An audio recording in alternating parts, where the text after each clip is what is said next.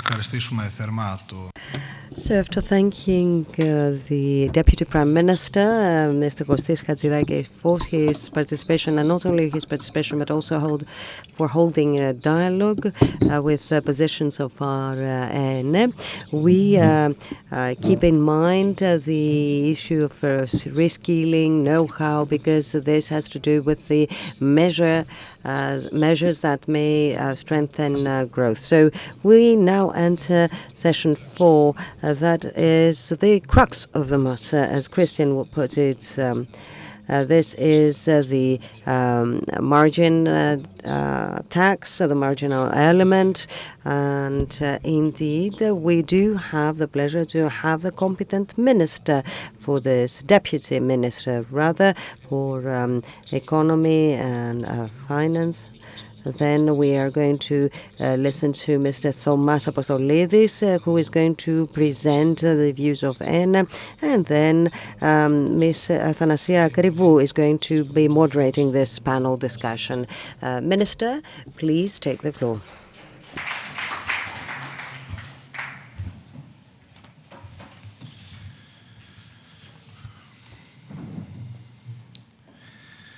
Καταρχάς θέλω να...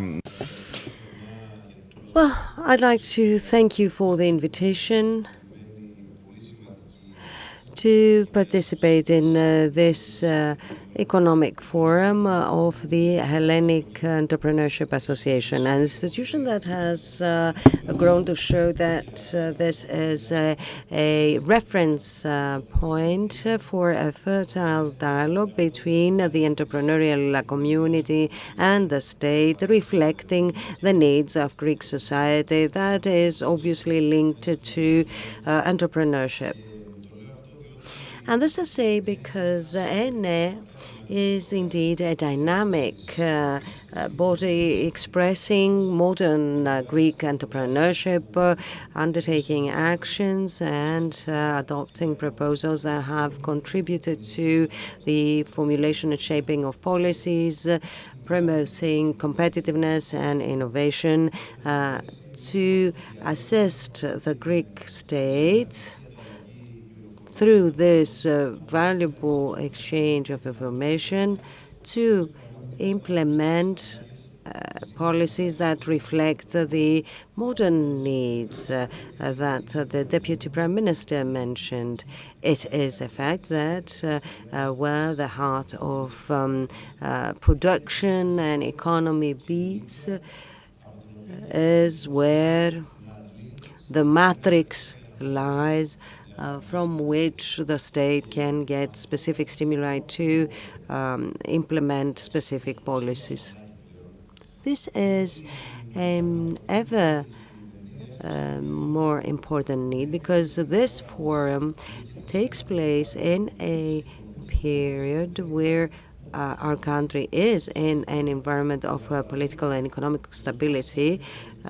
However, we are in the midst of a period of increased insecurity. So our country can be a pillar of stability and security. This is not a theoretical approach. It is evidenced by data and figures.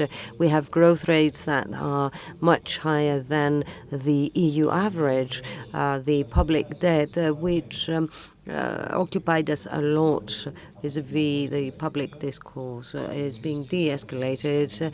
Investments and exports are on the rise. Unemployment rates are at their historic lows of the past 17 years. And the banking system is now based on solid foundations. All these elements constitute definitely a labor market which is obviously much more optimistic. Obviously, we need to do a lot more. We need to invest more on the competitiveness of our economy. However, vis-a-vis the milieu, this is much more stable, much more optimistic, and this allows us to implement policies with higher safety. Such achievements are not chance achievements. They are the products of hard work and the efforts and struggles of Greek Greek citizens to tackle the difficulties, and this is thanks to Greek businesses that have remained and withstood all the difficulties, and also they are the outcome of a responsible policy that aimed at increasing competitiveness, but at the same time maintaining cohesion. So, as of 2019, vis-à-vis taxation, progress has been made, which reflects the will of the Prime Minister to have a fairer and more just taxation system with reduced taxes as well as increased revenues, because our country has reduced more than 80 taxes throughout the years. Despite that, we have significant revenues, and this shows that tax reduction may go hand in hand with increases in public revenues. In businesses, tax interventions were significant, and they were mentioned by the Deputy Prime Minister with regard to the reduction of taxation to 22%, the dividends tax, the reduction of social security contributions, increased discounts for environmental expenses, etc. And this is an effort that's going to continue because it is part of the structural philosophy of the financial and economic policy implemented by the government. Also, the establishment of strong incentives for healthy entrepreneurship and innovation. Let me remind you that the super discounts provided reach up the level of 300% vis-a-vis research and technology research. There are also incentives for business angels, patents utilization. That is, we invest in research, we invest in innovation, and we invest in having the brain gain again, trying to find human resources that will help us achieve these goals. I had the honor of being a Deputy Minister for Foreign Affairs, and I found out that we have a significant capital abroad, and these people see us in completely different ways, providing incentives to them might lead us to help this sector grow even more. So we've created a modern framework regarding the mutual funds for holdings taxation, and we have encouraged mergers as well as the creation of larger, more competitive schemes, aiming at a stable and predictable tax environment. We place emphasis on two aspects: codification of law and digitization, that is the use of digital technology in order to improve the services provided. I'm referring to the services provided by the tax administration to citizens and to businesses, but also this will allow us to tackle modern challenges such as do away with tax evasion and illegal trade. Through this new code that has been enacted regarding tax legislation, we have modernized and codified provisions and rules governing assets, inheritances, etc. We understand that the codification of law is an element that is being highly appreciated by businesses. Many times it is approached theoretically, but if one has a codified legislation, one will achieve much easier a stable tax environment. Through the customs, the new customs code, we aim at modernizing and digitizing customs services, enhancing security, safety, and extroversion for businesses. May I remind you that we had last time we had changed the customs law. It was 25 years ago. So we needed to harmonize our law, our legislation in accordance with the EU laws. I heard that the governor of the Independent Authority of Public Revenues there is going to be speaking later on. We'll have a much more effective tax administration. We have improvement of services provided to citizens and businesses with a reduction of the administrative costs, and were able to limit tax evasion, which led to increased tax revenues. Therefore, this highlights, or rather, this further favors healthy competition and enhances trust of citizens to the state. This conjuncture of today's event is significant since tomorrow there's going to be an enactment of the Bill of Law on the measures presented by the minister in the International Thessaloniki Fair.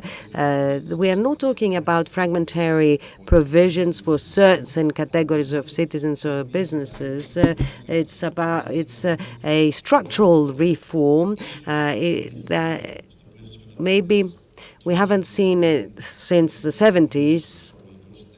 There has been a coordinated reduction of tax coefficients. It is throughout all scales, taxation scales, placing emphasis on families, on young people, in our will to support them and to tackle the low birth rates, the housing issues, the housing problem. It is pertinent also to the business community, since real estate is an added revenue to the country. It contributes to investments, and at the same time, it is a main axis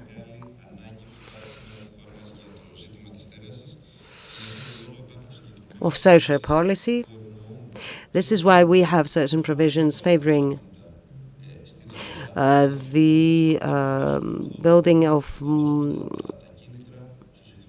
the input of more buildings, more real estate, more properties in the market, also providing for incentives for a healthier real estate market in the country. Tax reforms have also a national target. We have investment expenses being discounted for the defense industry, aiming at enhancing domestic industry and attracting international cooperation. And this goes to show that this tax reform tries to cover all aspects of financial activity, always targeting families, younger individuals, the regions, and tackling the housing issue. In the direct future, immediate future, we have plans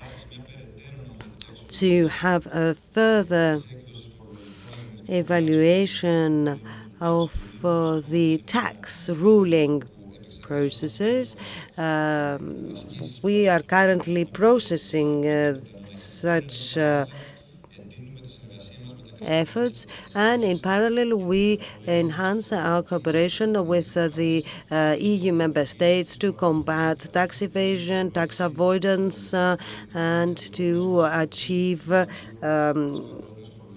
fair taxation through the OECD agreement. Only recently in the cabinet we had the presentation of two initiatives pertaining to harmonization with the EU legislation, leading to the support of entrepreneurship. But ladies and gentlemen, our country has definitely achieved a spectacular recovery. It is nowadays a country that inspires trust, offers prospects, and we definitely want our tax policy to work as a leverage of prosperity.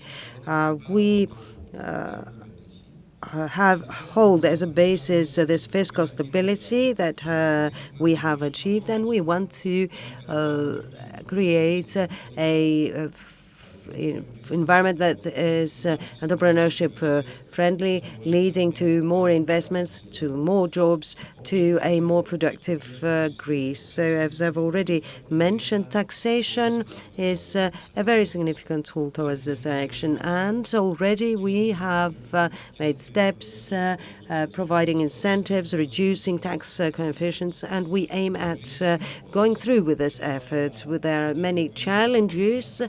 We always need to prioritize. Our fiscal limits are not always easily manageable. However, in order for us to avoid repeating the past, where there was an existential risk, we need to have a tax environment that's going to be more codified, more secure, with reduced tax coefficients, with a friendly tax administration. So, therefore, the proposal submitted by ENE, and these are an important tool that we need to assess and see how we can implement. Always dialogue with the business community is by definition significant, since the business community is the source of the creation of jobs, and this is an important tool for any government, even more so for a government that has proven that the support of productive Greece is amongst its main priorities. Always trying to improve the daily lives of Greek citizens who have been through a lot in the past years, and we need to improve their living conditions. Thank you very much for the invitation, and I wish you success.